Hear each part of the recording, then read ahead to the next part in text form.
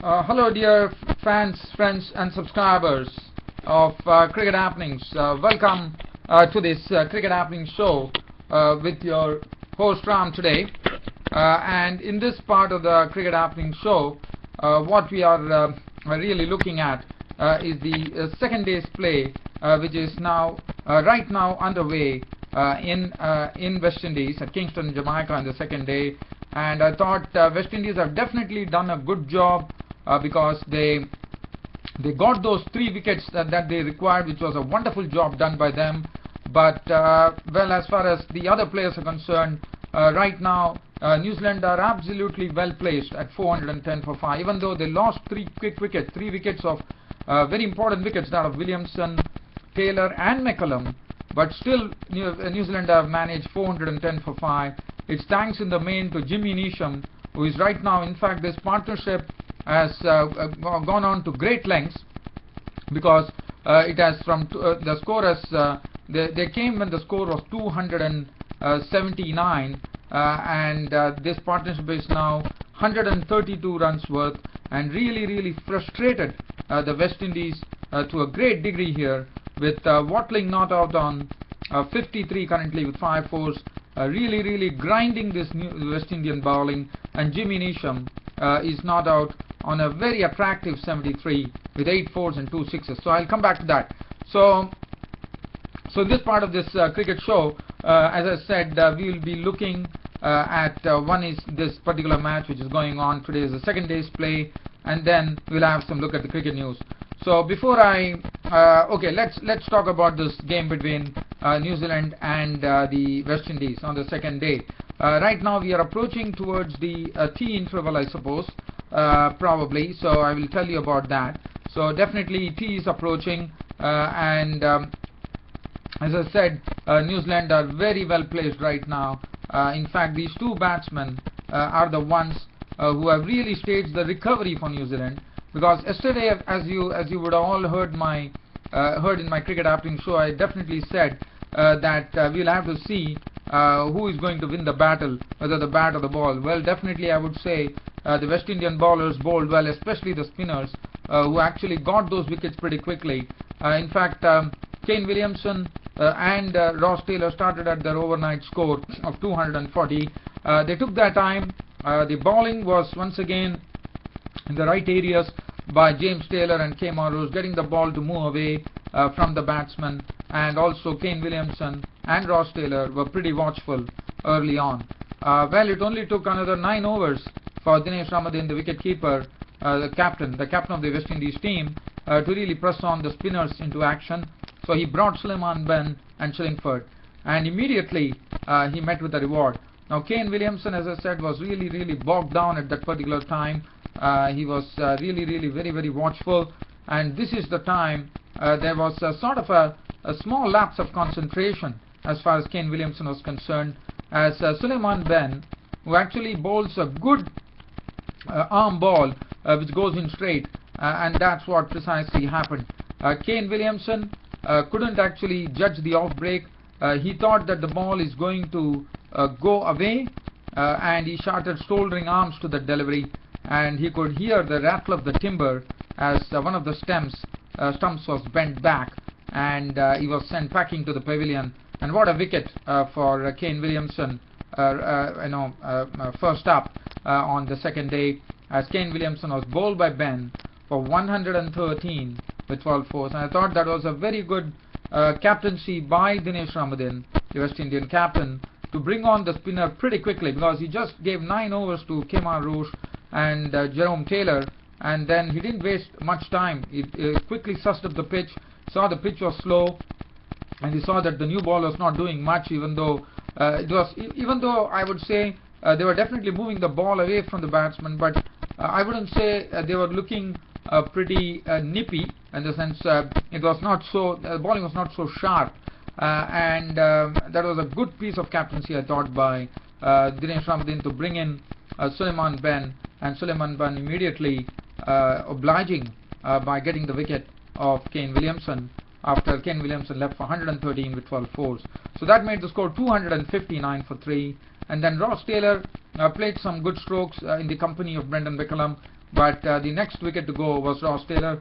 Shillingford was the man who actually took his wicket, as Ross Taylor gave a catch. It was a flighted delivery from Shillingford, Rana Murphy, and Taylor was also gone. Caught Edwards, bowled by Shillingford for 55 with 8 fours, and it looked like West Indies were doing their job pretty well here, with both Williamson and Taylor back into the pavilion.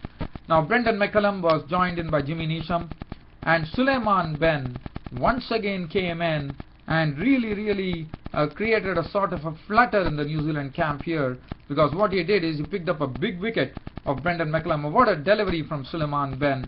The ball turned, the ball bounced, and Brendan McCullum was absolutely lured into getting an outside edge of the bat, and the catch was well taken in the slips by the 100 test player, the player playing his 100 test here on his home ground in the West Indies, Chris Gale.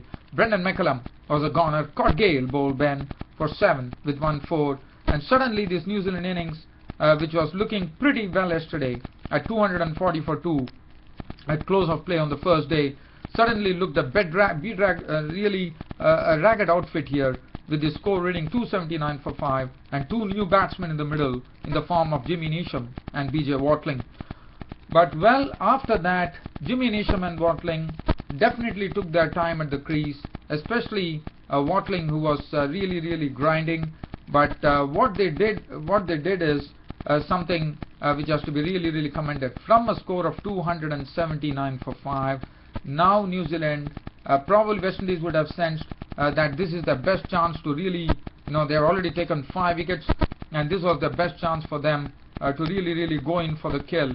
But all those hopes were absolutely squashed by these 2 batsmen at the crease. Jimmy Neesham, when I seen, he made his debut against India, as you remember, and he was pretty impressive too. And today he once again carried on that fine impression by playing some fine strokes. And Watling, as we know, he's a good grafter of the ball. He kept on playing second fiddle to Jimmy Neesham. Jimmy Neesham was also stroking the ball very well, was not afraid to come down the wicket and loft the spinners over the wickets. And well, both of them started doing their job very well and started frustrating the West Indian bowlers, which they are still doing right now, with Jimmy Neesham unconquered on 79. We are coming towards tea today, and Jimmy, and as I said, they are looking pretty strong right now. New Zealand have definitely recovered from a situation which, as I said, was a bit ragged at 279 for 5. But now the score stands, just before the tea interval is going to come up, the score stands at 418 for the loss of 5 wickets.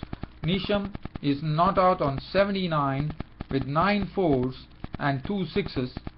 Watling playing a very grafting an innings of an unbeaten 54 with 5 boundaries. And as I said, New Zealand are very well placed right now after recovering from that situation, and they are 418 for 5 currently. The bowling, well, Taylor bowled 24 overs, 11 maidens, 31 runs and 1 wicket. Kemar Roche none for 79. Bravo 1 over 2, didn't bowl today. Suleiman Ben bowled excellently, 43 overs, 12 maidens, 110 runs and 2 wickets for him. Samuels is currently in charge of bowling operations. He has bowled 13.4 overs, 1 maiden, 50 runs and no wicket. Shillingford 2 for 110 for him, and Gale none for 17. So currently, as the match stands, I will definitely take you down there, and I will be definitely giving you a live cricket update as and when before I go on this go out on this cricket happening show. But right now, first I will tell you the score. The score is right now standing at 422 for the loss of 5 wickets, with this partnership really growing right now. It's really a very big partnership which is happening right now between these 2 batsmen. And yes, I think it is almost coming to tea time right now. Watling 54 not out. Jimmy Neesham has reached his 80s. He's not out on 83. So what I'm going to do now is I'm going to just veer away from here, and I'm going to just give you some cricket news. Now this cricket news again is coming in from New Zealand, but the player is from England. Is none other than the former England all-rounder Dimitri Mascarenhas. As you know, Mascarenhas retired from English cricket. I think it was last year, if I'm not wrong.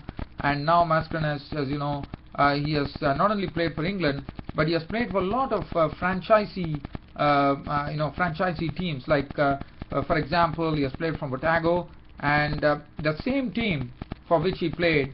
Now he has been appointed as the head coach of the Otago Wolves cricket team, and he has been given a 2-year contract to Dimitri Mascarenhas.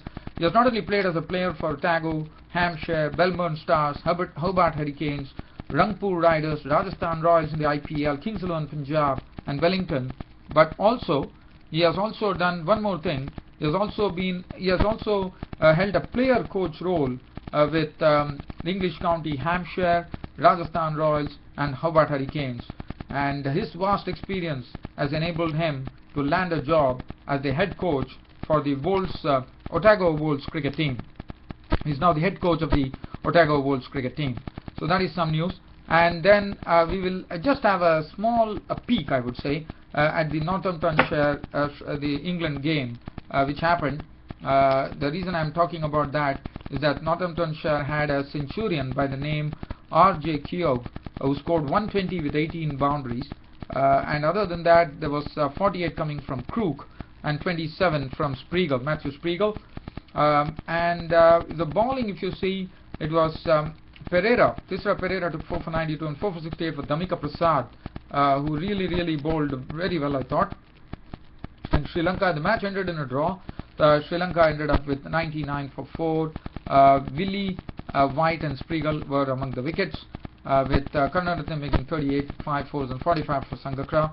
And this was a match which happened yesterday, and well, the only reason that I'm talking about it is that this was like a warm-up fixture for them, because as you know, we are really getting close to the test series starting between England and Sri Lanka, going to be played off Mecca of English cricket, the Lord's Cricket Ground. Well, it is going to be played on 12th of June, so we are just 3 days away from the first test match starting between England and Sri Lanka. So that is some news that I wanted to cover. Now we will go back to the New Zealand game to see what really is happening. Let me see whether any chances of I'm just seeing whether it is going to come to tea. I think it should be coming to the tea interval, but one has to really wait and see what really is happening. Right now I see that this is I think Marlon Samuels is the bowler, and the score currently reads 425 for the loss of 5 wickets. Watling is not out 56. Jimmy Neesham is not out 84. He's definitely looking very good for a century right now. And let us see. Looking at the partnership, as I said, this partnership is really blossoming right now. 146 runs, unbroken partnership, going stronger and stronger, growing stronger, I would say. And let's see what happens in this over. The third delivery, in comes Samuels, bowls to Watling. That's an angled delivery on towards the off stump. Probably Watling was looking out for the turn, but then finally there's no turn to it. The pitch is so slow that Watling gets all the time in the world to tuck it away down the leg side and go, and it can't get a single. It goes direct to the fielder. At the end of this over, your host Ram on this Cricket Happening show will be leaving you with this live cricket update, as the fourth delivery is about to be bowled by Marlon Samuels. Marlon Samuels, a very easy action, comes in and bowls to Brian Watling. This is a ball which Watling is trying to give himself room and cut, but in the end I thought he actually has missed it. In fact, he missed it, and the ball is taken behind by the wicketkeeper Dinesh Ramadhin. The fifth delivery, in comes Samuels, bowls to Watling. Well, this is a ball that definitely turned from Marlon Samuels, and it is going down the leg side. In fact, the wicketkeeper Dinesh Ramadhin is also beaten by the turn, and the batsmen have gone for 2 byes. So the score is really moving here, 427 for 5, as the final delivery is about to be bowled from Marlon Samuels. Marlon Samuels comes in, passes umpire, very short run up to the wicket, bowls to Watling, and Watling gets a fuller length delivery and this time he turns it down the onside, but has to settle down at the crease. There's no run, and finally, dear fans, friends, subscribers, this Cricket Happening show will end here with this live cricket update saying that New Zealand are placed pretty well after struggling at 279 for 5 at one stage, losing all the 3 top wickets of Kane Williamson, Brendan McCullum and Ross Taylor pretty quickly. Within a space of only 39 runs, they lost all these 3 big wickets, but a wonderful job is being enacted here in Kingston in Jamaica by these 2 batsmen at the crease. Watling is not out 56 with 5 fours. Jimmy Neesham is not out 85 with 10 fours and 2 sixes. And West Indies have to definitely strike pretty quickly, lest this particular total is really going to swell to great proportions. Well, on this particular note, dear fans, friends and subscribers, your host Ram would like to end the cricket show for today, but promising you, even though I couldn't really take you down to the whole second day's play, but definitely I'll be talking about this game tomorrow in my next Cricket Happening show, and also I'll give you a live cricket update.